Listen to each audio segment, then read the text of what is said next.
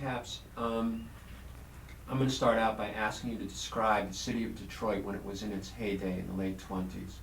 When it was at its peak.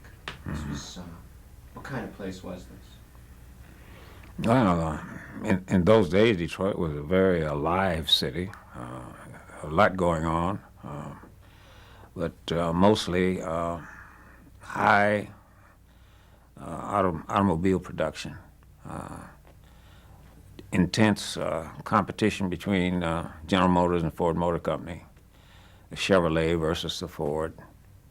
And there was some signs of a diminishing of Ford production because the car had begun to lose its position in the market.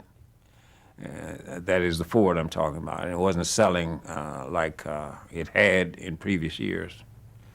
So the danger signs were there. And Ford Motor Company started to make plans for changing the model from the old Model T to a new car. There were the indications of the possibility of Ford putting out a new type automobile, and the rumor was quite rife around the city.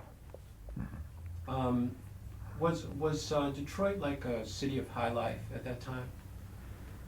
High life? Well, my feeling is that it may have been like the heart of industrial America, and that people really, it was a boom age in the earlier part of the 20s. In the earlier part of the 20s, the city was very alive with activity, and automobile production was at a height. Money was in high circulation, and the people seemed to have just about anything they wanted. It's a land of plenty in many respects, but suddenly there was the boom just faded. What was your image of Henry Ford? As a young man coming to Detroit in the late 20s, what kind of power did he have? Well, myself, I thought Henry Ford was the epitome of success. All I had ever heard was the tremendous success that he had made as a manufacturer. His invention of the Ford car was legendary, and many of us thought he was the richest man in the world. Our thoughts of success were how much money a man had made, whether he's a millionaire or not. Of course, and nowadays you can be a ball player and be worth $1 million, but in those days that was quite an achievement to reach the stage of being a millionaire. And so Henry Ford was idolized as a success, knowing that he was in his 30s before he ever got a start in life, really. So he was an idol to the average working person who didn't know his politics. I'm running out of tape. Okay, let's cut. What did you notice in 1929? What happened to Detroit in 1929? Well, it seemed like the bottom dropped out. All of a sudden, there were no jobs. People were having difficulties of various kinds. And I think somewhere along there, the banks began to close.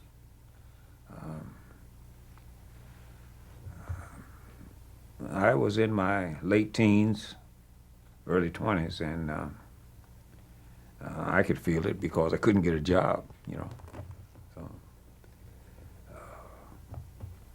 that's, I can't believe this. That's good.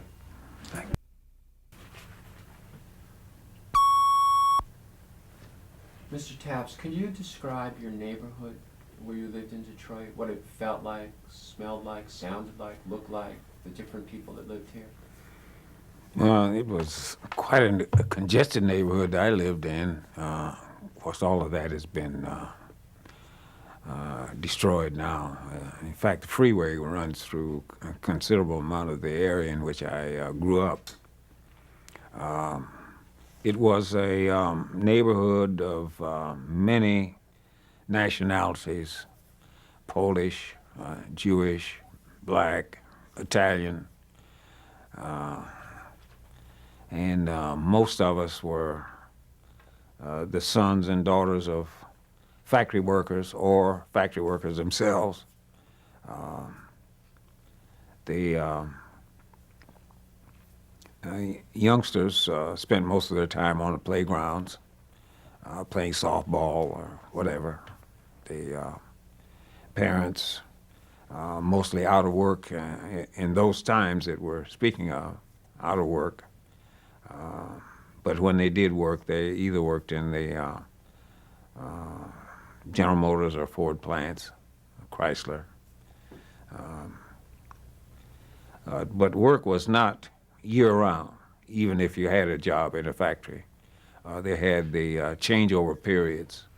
And I think the average work time for a year would be approximately 6 months.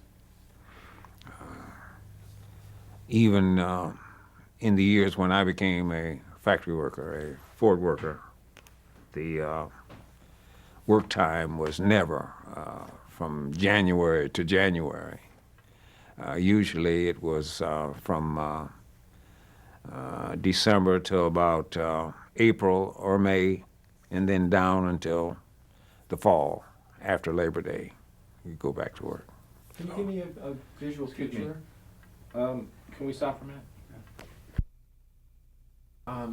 Can you give me a visual picture of what you'd see in your neighborhood? You know, people on the stoops or whatever it looked like. What did it look like? On a given day, in the summertime when it was real warm, why, we'd be out on the steps, children playing on the streets, sidewalks.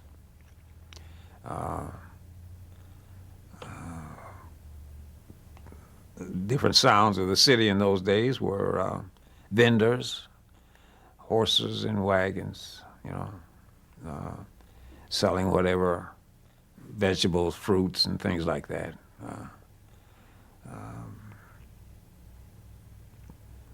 And in the wintertime, why, it was usually somebody selling coal. We didn't have the gas heat like we have nowadays, so we burned coal to keep warm.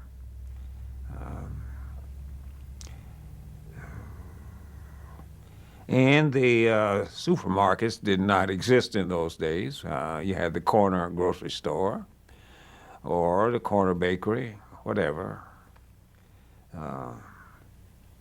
Nothing like it is today.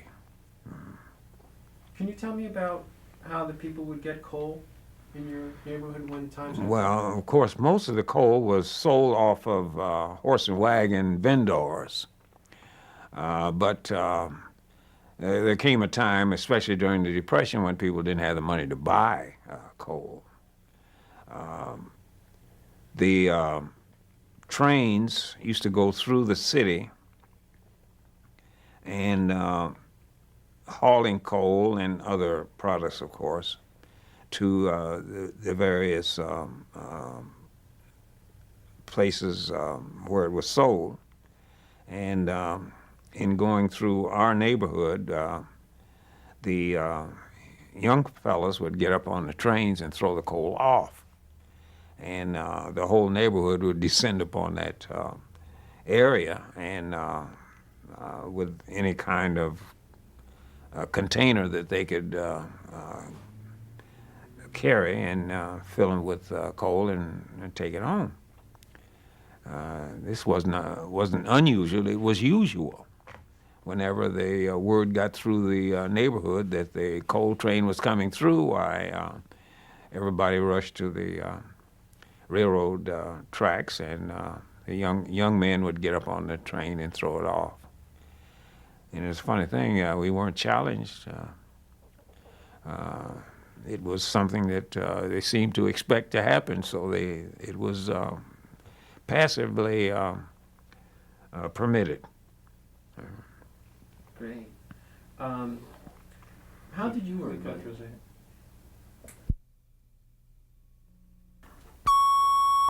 Mr. Taft, could you tell me how people got along in your neighborhood? We had a common problem. We didn't have too much food, and a lot of us couldn't pay the rent on time. So we were closer together in those days. The neighborhood was a composite of the various nationalities, European imports, and Jewish and black and whatever. And we had a common problem. We needed jobs, we needed food, and all the other things that make up for at least a comfortable life. So we had a friendly atmosphere that brought us together. Despite different religions and nationalities, we were all Detroiters, and we had the same problems. In your mind, did something happen to your image of Henry Ford after he shut down the plants in 1931? The one thing that stands out was the fact that there was no organized welfare program in the city. If people wanted welfare or help, they could go to the offices, and probably after going through a considerable amount of red tape, maybe get a check or some allowances. But it wasn't something that was guaranteed to be a continuing thing. If you got an allowance now, maybe for 1 or 2 checks in consecutive weeks, why then it would stop and you'd have to go and start all over again. And consequently, there were a considerable number of families in need of food and help. And somebody brought the question of so many of the people who were out of work being Ford workers. And since the Ford Motor Company was down on this retooling situation, they felt that Ford had a responsibility for these people. And there was some kind of agitation to get Henry Ford to respond.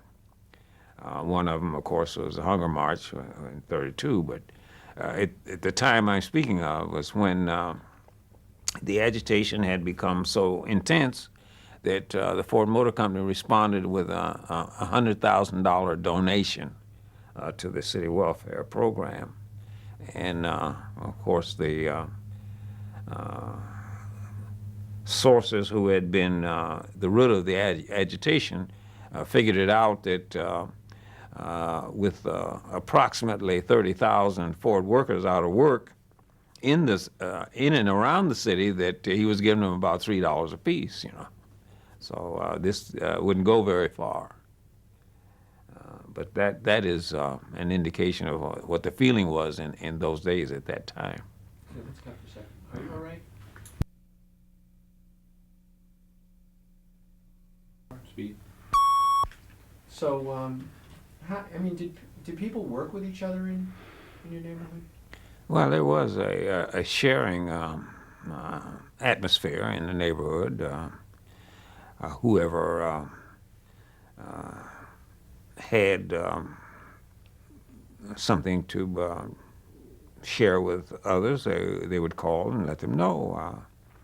If Mrs. Hoberman had a big pot, her pot was filled, why, and her family was taken care of, why, she would call the Swartzes or whoever was next door or across the street or whatever and invite them to share or send it to them, That wasn't unusual, it was usual. And especially in those families that had no regular income or intake of food or money or whatever. And it was, another thing was sharing of clothing. I can remember a couple of years there when my family was unable to buy me a pair of shoes, but I had shoes because neighbors' sons had outgrown theirs or whatever. You see, this was a common thing among the neighborhood folk, share and share alike. Okay, that's fine. I got enough there. You can speak? Yep. How did you and your family get by during this period, 1930, 31, 32? Well, the women were the basis for our continuing to make it, so to speak. My mother did days work, and my sister, although she was in school, had to leave school and took a job as domestic. She worked for a couple who had 2 children, and she remained on the premises and worked. She made, I think, something like $7 a week, and of course, keep. My mother did days work, which I think was 40 or 50 cents an hour. So we were able to make it that way. My brother and I were in school. I was in high school, he was in grammar school. Now, you said at one point you worked in a bowling alley. Yes, I would. This was the way I would assist the family, by working in bowling, setting pins in a bowling alley. Yeah, they paid us. I think it was 5 cents a line, as they call it.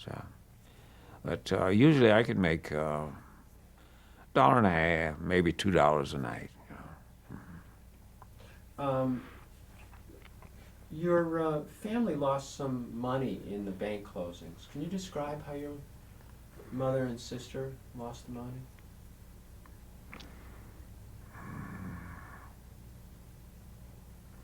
I don't.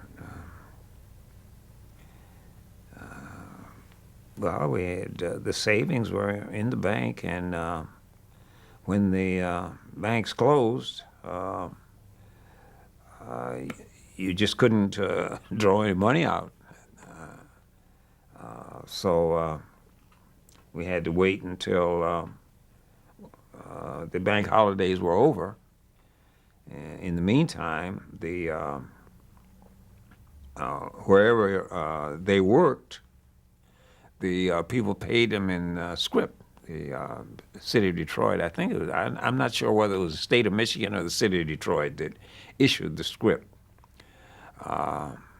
which was paper money for the most part. There were some... We got to cut. Another... But what did it feel like to have saved this money, to put it in a bank you think is rock solid, and then to not have it? How do you feel?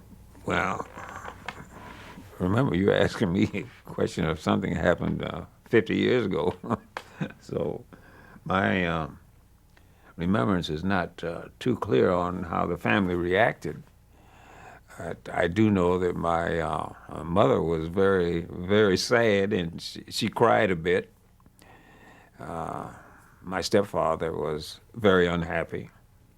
but we had to manage. So I don't even remember when they got it back and how they got it back, but I know it was quite a considerable length of time before we ever got it back. Roosevelt was by then president of the United States.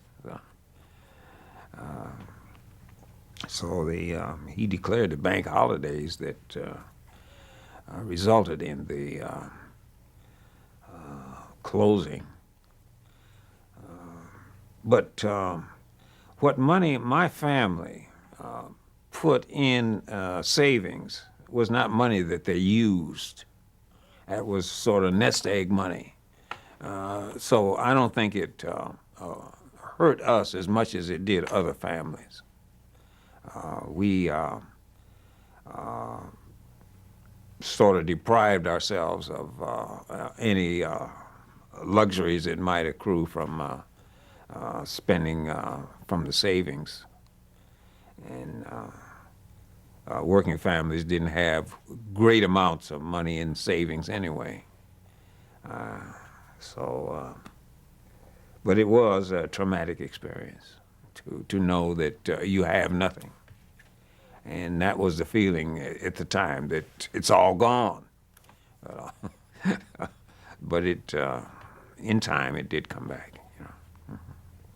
Can you tell me about Grand Circus Park? What was happening there during this time? Well, Grand Circus Park. Sorry, could you start from the beginning with Grand Circus Park? Let's hold on just a minute.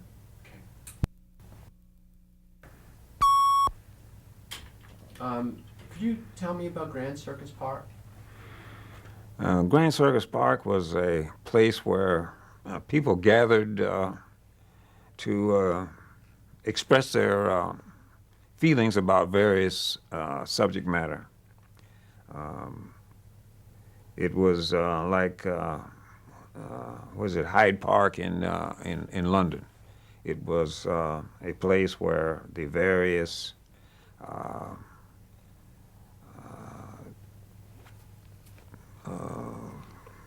groups of political persuasions would come and express themselves.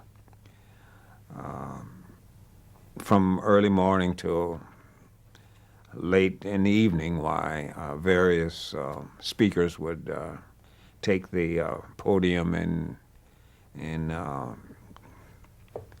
speak their opinion on various subjects. This was where the early advocates for unionism spoke out, and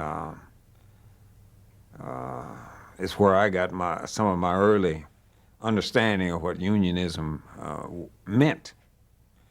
And it was there where I met the people who persuaded me to join the old Auto Workers Union, which preceded the UAW by several years. The Auto Workers Union welcomed anybody who lived in Detroit and who either worked in an automobile plant, had worked in an automobile plant, or might work in an automobile plant. And the fee for joining was 25 cents. And the dues were whenever you had the money to give them some dues money. But they did hold meetings in various places around the city. And they invited anybody who was willing to listen to them to come. And they even then they were shooting at the Ford Motor Company. You know, their whole aim was to organize Ford Motor Company, but their success was not great. And I think mostly because there weren't too many people working at Ford at that time because of the shutdown. And people were so anxious, the Ford workers were so anxious to get back to work that they weren't too receptive to the idea of joining an organization that Ford certainly wouldn't embrace. You know. Do you remember the unemployment councils? Can you describe Oh, yes, I remember the unemployment councils very much, yeah. The unemployment councils were probably the better organized groups in and around the city, and they reached more of the people who were the wage earners, or the people who responsible for family sustenance. The the councils were made up of various facets. Some of them were had the responsibility of taking care of people who were put out of their homes, set out in the streets. They had committees that once the sheriff had removed these people's furniture and properties out of the house, once they left, this committee would go back and place the furniture back in the house, which meant that the landlord would have to go through the process again, and through the court, and have it done again, which would take at least a month, and of course, with so many, it would probably take several months before these people would be removed again. See, so that was one of the activities of the unemployed council.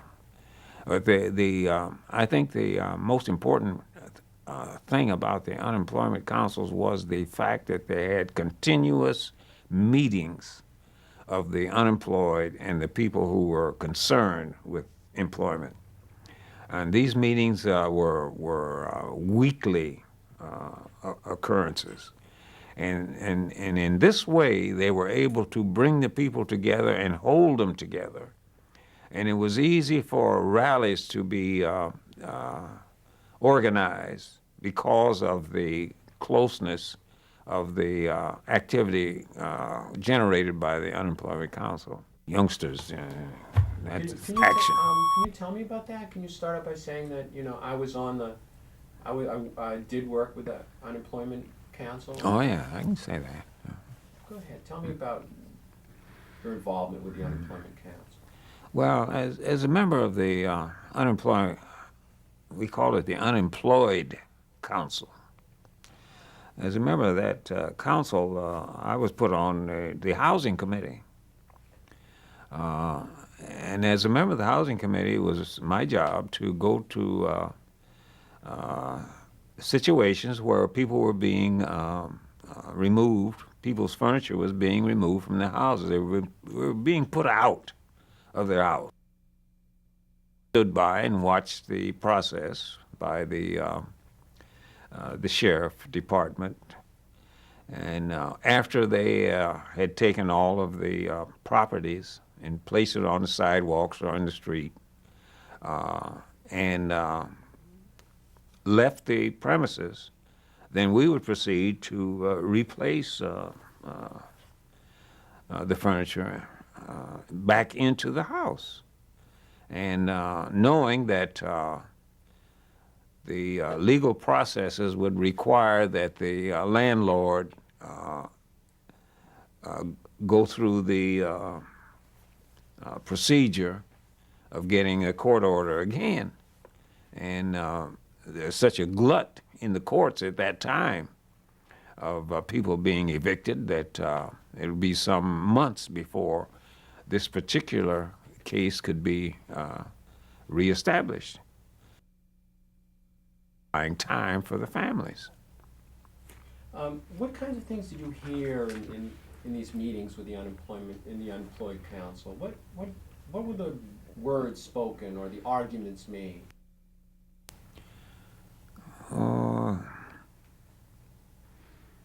I think most of the conversation was revolved around resentment of the attitudes of the owners of the companies, the Chryslers and the Fords and the General Motors people who everybody knew had nice salaries, nice homes, and plenty to eat. Had their yachts and their summer homes and all this sort of thing, and the people who felt that they were producing all of this for them were the ones who were hungry, who couldn't pay their rent, and who were laid off, out of work, and couldn't even afford to buy the automobile that they were making, even though that car was less than $1,000. You know, it's hard to believe. First car I ever bought cost $595. Four-door sedan, radio, heater, and I was unable to pay for it. They repossessed it. A lot of people were scared of communists. Was this a real threat? What was happening? I don't think that was a real threat in those days. Communism was never something that the working class was afraid of. I'm sorry, we got this. Just gonna wait for this. Could you start again? I say communism at that time was not a real threat among the working people. They didn't spend a lot of time concerned with that, although the Communist Party was active, organizing, and so was the Socialist Party and the Socialist Workers' Party. There were a number of revolutionary groups who were moving in and among the unemployed, and the result was that there was a considerable amount of what do you call it, activity among the different revolutionary groups. Socialists and communists, I guess, were the more prominent, but there were others. This was not a major a problem or factor in those days among the unemployed, in my opinion. And I don't believe that the leadership of those groups were too unpopular among the unemployed. I can recall one occasion an announcement was made at Grand Circus Park meeting that there would be a rally at the city. They gave us the date and all that sort of thing. I don't recall the date at the time, but I think it was I believe it was in 1932. And a number of us who were at this meeting decided that we would go to the rally at City Hall when the date arrived. So we did go, and that's where I got my first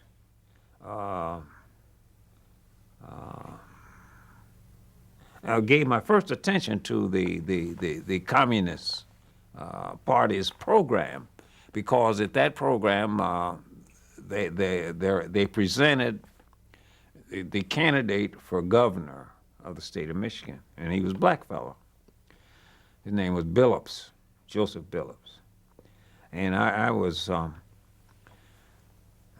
sort of enthralled to see this group of people who had selected this black fellow for governor.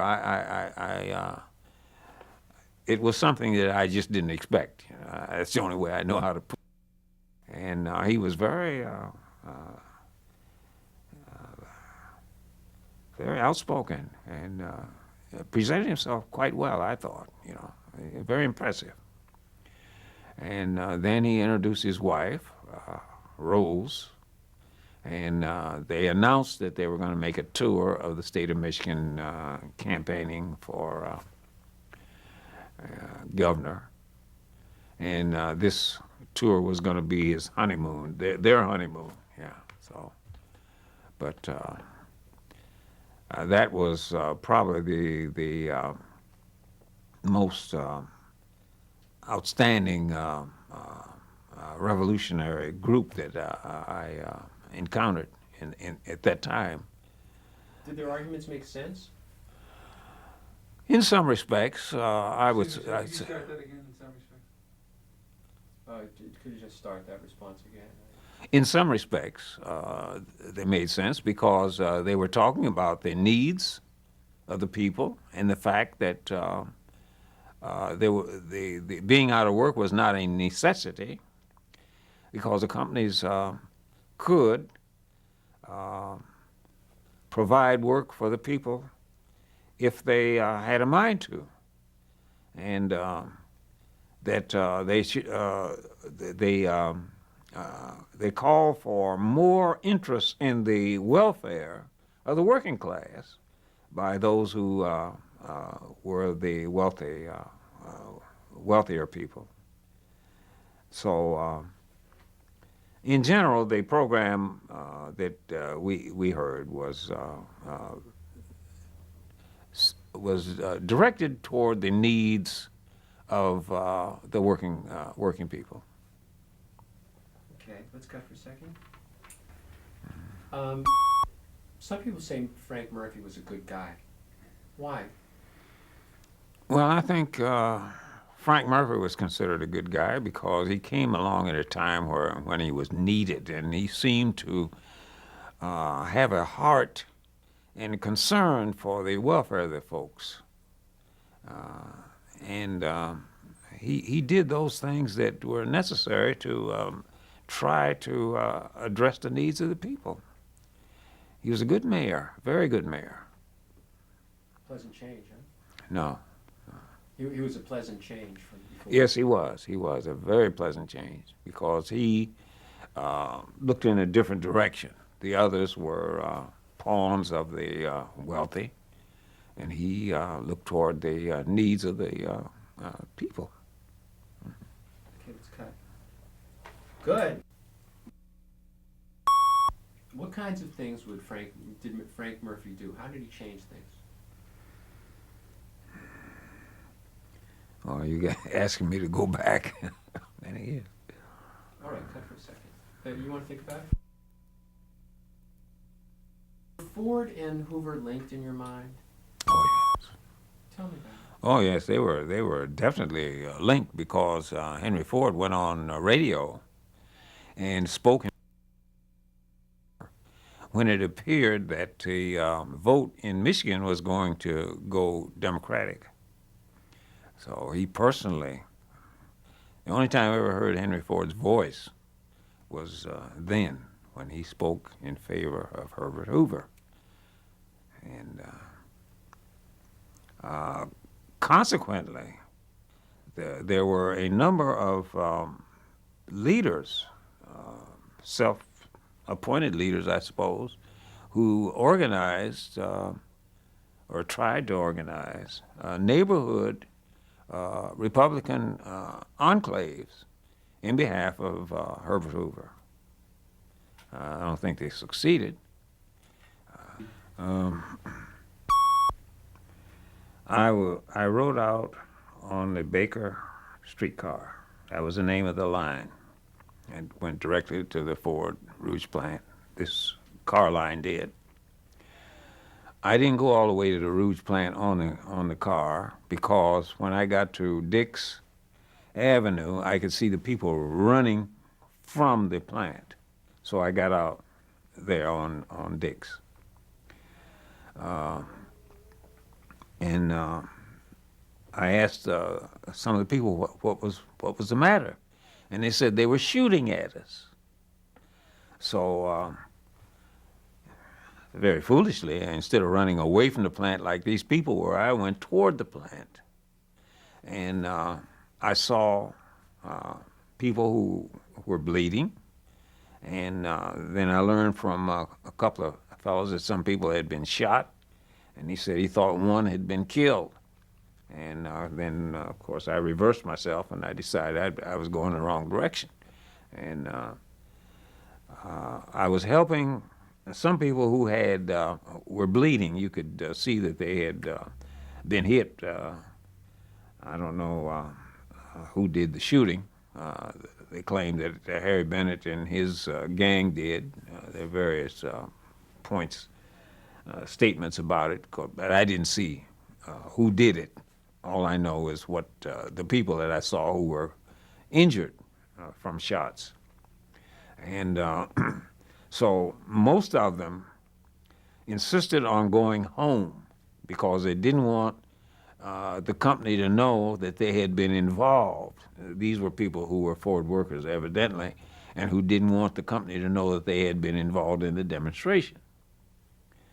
But the original idea was that there would be a march toward the Ford plant down Miller Road, and another one that would go down Dix Avenue toward the plant. They were to meet at the intersection of Dix and Miller and then march to the plant. Something happened and they didn't get together, but they did congregate on Miller Road and start their march toward the plant when the shooting started. After the march, they were supposed to go to a place, at that time they called it Baby Creek Park. The name now is Patton Park. And there they were supposed to, there would have been a picnic and speech making and all this sort of thing. But of course the shooting and the scattering of the people just destroyed all those plans. I got there late because I overslept. I was 19 or 20 years old at the time, and as youngsters are in those days, at that age, I didn't make time. And having to go out on a trolley car too, why, that consumed a lot of time going all the way out on a trolley car. But that is my own observation of what happened. How do you feel about what you saw? We gotta cut because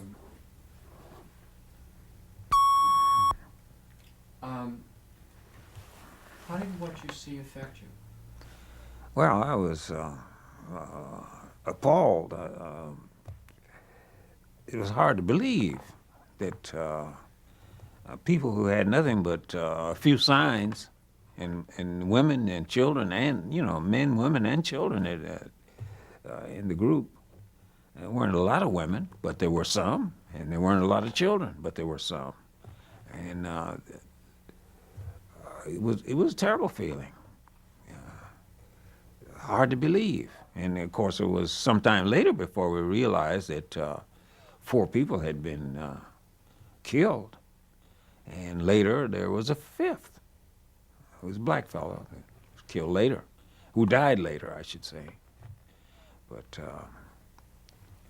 it was a terrible feeling. I just don't know how to describe it now, but I can remember that I was just appalled. And there I got a determination that I was. Okay, hold on a second. I'm still rolling. Okay. Go ahead. What happened? I got a determination that I was going to see it through. The Ford Motor Company was going to be a part of the United States, as we used to say in those days. We're going to make them a part of the United States. And it was there that you got that? Yeah, that's where the feeling, I got the feeling. You were at the. How did the city of Detroit, the people of the city of Detroit, react? There was quite a feeling of sorrow that permeated the city, and there were a number of demonstrations. I can remember some of them in the various halls around town. The Swedish Hall, the Finnish Hall, the Polish. I had a hall in Hamtramck, and it seemed like everybody was generating some kind of activity in and around the happening, and eventually there was a large gathering of folk, and they presented the bodies in the caskets. It was sort of a mass funeral, and then there was a march down Woodward Avenue. Must have been 25, 30,000 people marching down Woodward Avenue in protest. So there was a considerable amount of activity that went on at the time.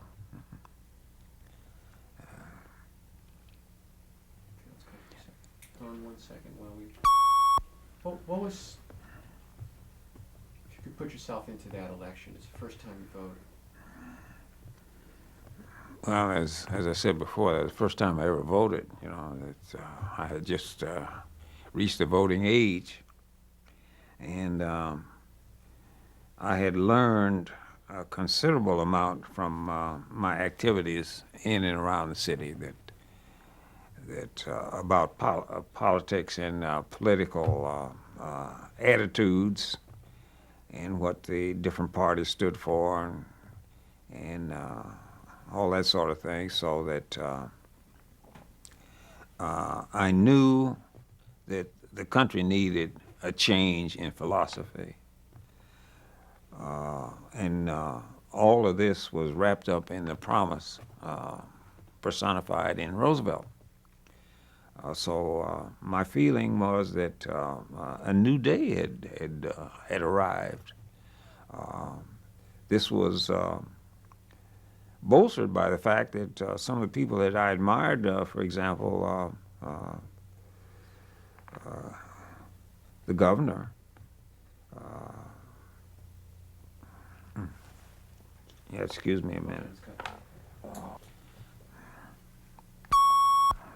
Oh.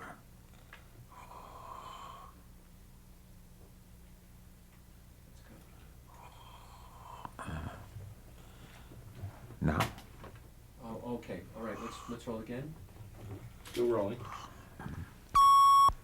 Yeah. Is wrapped up in the fact that the governor was so strongly a Roosevelt supporter, and Governor Murphy was a hero to the working class. He was a hero, and the fact that he supported Roosevelt was sufficient for most of the people in and around the city of Detroit. So there was a lot of hope wrapped up in the election of Roosevelt. And we had every reason to believe that he would lead us out of the wilderness, so to speak.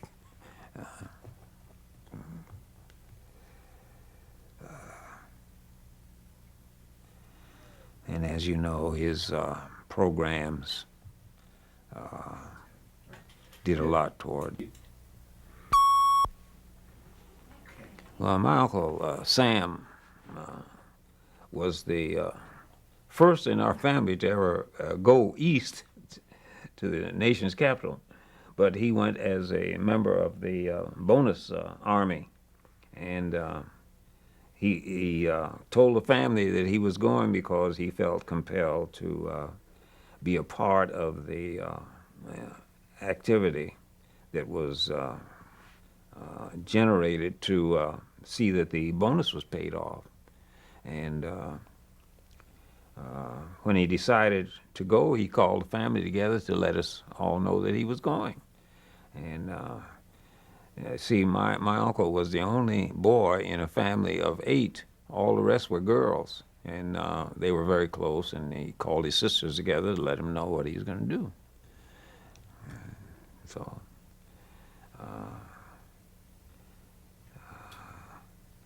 he felt that as a member of the armed forces and who had fought in France, that he was entitled to be paid his bonus money, and he also felt that it was his duty to join his fellow workers, fellow service people, and go to Washington. Okay, cut.